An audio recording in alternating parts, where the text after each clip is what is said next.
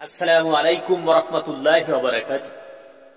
কালো টাকা সাদা করার যে বিধান ছিল সেটা বন্ধ হয়েছে, খুব ভালো একটা কাজ হয়েছে।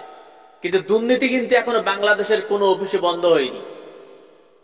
এই যে কালো টাকা সাদা করার বিধান, তার মানে কি? তুমি চুরি করো, চোরকে বলছো চুরি করতে, তুমি চুরি করো, আমাদের কিছু ভাগ দিও।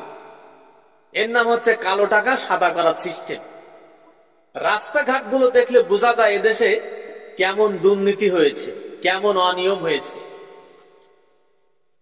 তাহলে চিন্তা করতে পারছেন কালো টাকা সাদা করার বিধান মানে কি? মানে সব অসৎ, যারা দেশ চালিয়েছে 54 বছরে সব অসৎ, সৎ মানুষ নেই। লুটপাট, চিটারি, বাটপারি করে খাওয়ার পন্থা অবলম্বন ছাড়া আর কিচ্ছু করে না। পেটের রাজনীতি হিসেবে মনে করে এরা। এই পলিটিক্সকে দেশের সেবার কাজে লাগাতে হবে। এই পেটের রাজনীতি করা যাবে না, লুটপাট করা যাবে না।